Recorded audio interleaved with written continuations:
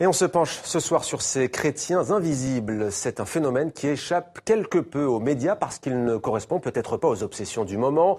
Pour beaucoup, en effet, la cause est entendue, le monde s'islamiserait. Mais en terre d'islam, certains choisissent de devenir chrétiens. C'est le cas en Algérie, dans la région de Kabylie par exemple, mais pas seulement. Alors comment expliquer cette tendance? On en parle avec Saïd Oujibou. Bonsoir. Bonsoir Merci.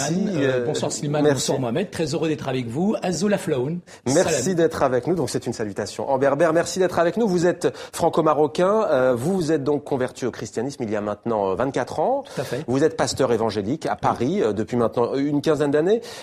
Comment et quand je l'ai dit donc, et comment vous êtes-vous converti? Avez-vous été amené à épouser le christianisme? Alors écoutez, je relate en tout cas ce témoignage à travers un spectacle qui s'appelle Liberté, Égalité, Couscous. Mais effectivement, donc j'ai fait ce cheminement spirituel maintenant il y a plus de 24 ans, tout simplement en tout cas en lisant la Bible, un livre que je combattais, un livre qu'en tout cas je ne connaissais pas, mais effectivement en parcourant les textes bibliques, j'ai été en tout cas subjugué, je dirais, par la figure du Christ. Et le Christ, je dirais, a changé, transformé mon existence. Dans quel domaine il a changé votre existence? Tout d'abord, je dirais dans le sens où aujourd'hui j'ai la certitude de mon salut. Ça, c'est essentiel. Mais aussi cette paix qu'il m'a donnée. Noël, c'est pas simplement un petit bébé dans une crèche, mais c'est aussi une lumière, je dirais, que j'ai rencontrée. Cette lumière a fait ce que je suis aujourd'hui. Quelqu'un qui est en tout cas né de nouveau, quelqu'un qui a été transformé, quelqu'un aussi qui aujourd'hui change de regard, de vision aussi sur le monde, et un Dieu qui m'a appris à aimer aussi tout homme de toute race et de toute condition. Et je crois que pour moi l'évangile c'est un message d'espoir, aussi un message d'amour. Et quand j'ai dit que j'ai rencontré le Christ, c'est d'abord une expérience qui est personnelle, qui est intime. Et je crois que je suis moi contre la religion, parce que pour moi la religion elle blanchit la surface, mais l'évangile a transformé l'intérieur de mon cœur. La religion elle nous prend, mais elle nous laisse tels que nous sommes. Mais pour moi Jésus, c'est d'abord cette rencontre bouleversante que font en tout cas des milliers et des millions aujourd'hui de musulmans dans le monde. Et vous rencontrez des fidèles puisque vous êtes donc pasteur à Paris, dans le 16e arrondissement. Quelle est votre mission? Alors ma mission, c'est tout simplement en tout cas de pouvoir partager l'évangile dans une atmosphère d'amour et de liberté. Ma mission, elle est aussi de donner de l'espoir, je dirais, dans un monde complètement en désespoir.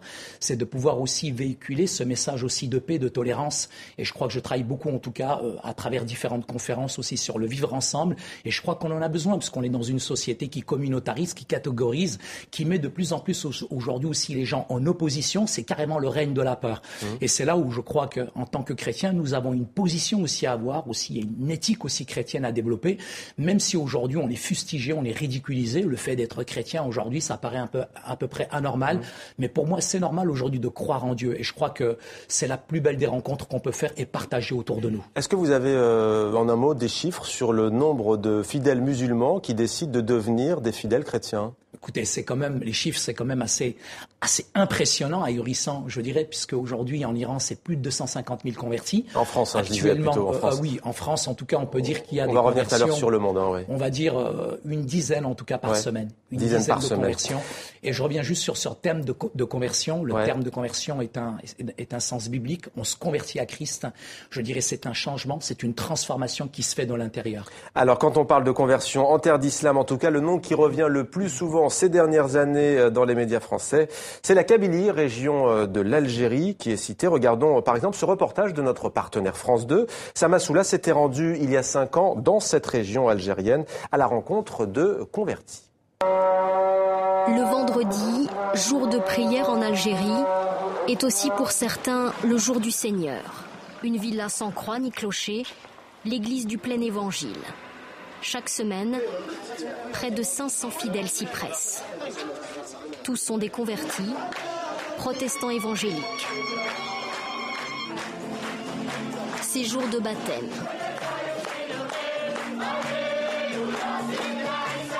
Des hommes et des femmes nés musulmans vont embrasser la foi chrétienne.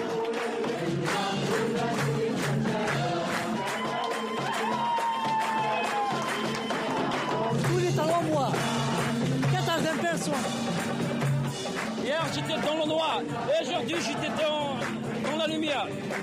10 chaînes de télévision chrétiennes atteignent ainsi les populations les plus reculées. C'est la force de l'offensive néo-évangélique en Algérie. Alléluia, alléluia. Si ces convertis-là ont choisi d'afficher leur nouvelle foi, d'autres préfèrent rester discrets. Dans l'islam, renier sa religion, c'est encourir la mort. Et cela porte un nom, l'apostasie. On a tout le temps de mauvais regards sur nous, qui sont fixés comme ça. On nous regarde de mauvais œil et Bon, le manque de respect, je ne peux pas y aller jusqu'ici. Mais ils sont contre. Pour eux, on a renié la religion et on a oublié complètement nos racines.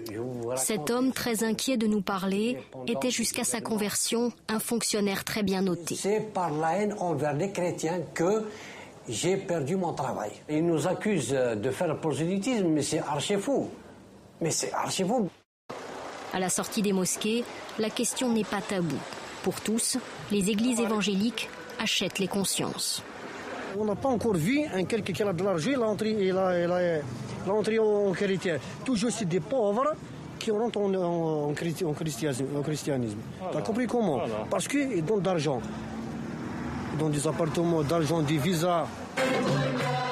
Le gouvernement algérien qualifie le phénomène néo-évangélique de néfaste. Il a adopté une loi qui punit le prosélytisme de peine de prison. Les églises la dénoncent comme une épée de Damoclès au-dessus de leur tête. Transporter plus d'une Bible dans son sac est un délit. Décryptage de Slimane Zeguidour. Alors de quoi vient cette tendance, ce regain de foi chrétienne en Kabylie? Eh bien, depuis la colonisation, il y avait des noyaux de chrétiens protestants, mais surtout catholiques. L'ordre des Pères Blancs avait été créé pour évangéliser les Kabyles. Mais ça n'a pas beaucoup marché. Aujourd'hui, il y a une communauté, il y a une église catholique nationale algérienne, qui a d'ailleurs joué un grand rôle pour l'indépendance, qui compte à peu près 11 000 fidèles. Mais là, les chrétiens qu'on voit dans le sujet sont des évangéliques, c'est-à-dire des néo-protestants. Ils sont à peu près une trentaine de milliers en Algérie, 3 fois plus que les catholiques. Et on compte à peu près 36 communes protestantes en Algérie qui ont été reconnues comme conformes à la loi par le ministère de l'Intérieur algérien en août 2011, ce qui est presque unique dans les États musulmans. Donc ces protestants, ils ont un président qui s'appelle Mustafa Krim, ils ont leurs églises et ils pratiquent leur culte et ils font du prosélytisme. Alors, du prosélytisme, c'est un peu du porte-à-porte, car il y a une loi qui interdit le prosélytisme actif. Mais il y a cette Algérie qui est complètement un peu schizophrénique. C'est-à-dire on a des intégristes qui sont dans les montagnes de Kabylie, qui sévissent, qui pourchassent, qui attaquent les débits de boissons. Et en même temps, on a des églises qui prospèrent, qui recrutent et qui baptisent tous les dimanches. On l'a vu, Saïd Oujibou, en tous les cas, vous réagissiez, je vous voyais réagir aux propos de ce fidèle musulman à la sortie d'une mosquée que Samassoula a rencontré et qui disait « Ce sont essentiellement des pauvres qui se convertissent au christianisme parce qu'on leur promet de l'argent et on leur promet des visas. » Est-ce une réalité? Écoutez, tout d'abord, ce qui est étonnant, c'est qu'on a toujours, malheureusement, certains détracteurs qui vont dire « Voilà, on se convertit pour des papiers, pour tout simplement de l'argent. » Non, je pense pas. Je sais pas si vous réalisez ce portage. Il y a eu un aspect très offensif quand même, de certains pays, même du Brésil, des États-Unis. Peu importe, mais quand on voit ce reportage, la force spirituelle qui se dégage de cette communauté.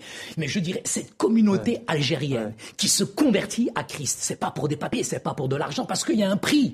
Je dirais, ceux qui se convertissent, ils savent qu'il y a une loi qui s'appelle l'apostasie. Et ils vont payer, je dirais, de leur vie. Donc on peut pas se convertir pour des papiers. D'ailleurs, cher monsieur Mohamed, moi j'ai des papiers. Pourquoi je me convertirais pour des papiers? Je crois que ces détracteurs, ces raccourcis qui sont pris sont un petit peu faciles. Mais je peux vous dire qu'on se convertit parce qu'on trouve la lumière. Et la lumière, c'est le Christ qui a changé, transformé. Et je crois que derrière ce reportage, ça reflète aussi, je dirais, le sens de la liberté. Et aujourd'hui, le Christ libère les gens, libère, je dirais, les Algériens, libère les populations musulmanes qui sont dans l'obscurantisme. Parce que le Christ, Jésus, il est le chemin, la vérité et la vie. Alors vous êtes l'auteur de Fier d'être arabe et chrétien. Alors, en quelques mots, pourquoi fier et pourquoi la nécessité de le mettre en avant? Oui, justement, je le mets en avant parce que, et je rejoins M. Zeguidour sur ce propos, on a l'impression que ces conversions, c'est une spécificité kabyle berbérophone. Mais pas du tout. Ça s'étend aujourd'hui au-delà, je dirais, de ces régions berbères, au-delà dans des villes profondes arabes. Et l'évangile ne s'arrête pas à la frontière de l'Arabie Saoudite, Mohamed. L'évangile traverse aujourd'hui même les grandes villes. Et Jeddah, Amman, vous avez plus de 50 000 conversions en Arabie Saoudite. Vous en avez plus de 250 000 aussi aujourd'hui en Iran. musulmans. Est-ce qu'on peut dire que c'est une spécificité berbère? Non, pas du tout. Eh bien, et je pense que vraiment l'évangile est la lumière qui éclaire tout homme et qui dépasse même les frontières les plus obscures. Eh bien, puisque vous parlez de frontières, Slimane Zeguidour va nous présenter une carte très pédagogique. Quelles sont, Slimane, les autres régions du monde où l'on assiste, où l'on observe cette tendance de conversion au christianisme? Alors cette doctrine évangélique, qui est une sorte de néo-protestantisme pentecôtiste, a une espèce d'état-major aux États-Unis qui a défini une région du monde qui s'appelle la fenêtre 10-40, c'est-à-dire du 10e parallèle au 40e parallèle au nord de l'équateur. Regardez la carte.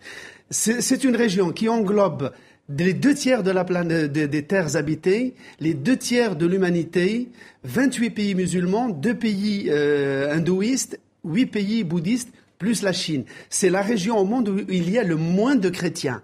Et donc, c'est la région qui est ciblée par les grands états-majors de ces églises évangéliques. Ils estiment que cette région qui est surpeuplée, qui est très pauvre aussi spirituellement par manque de christianisme. Et donc, elle est considérée comme une terre de mission.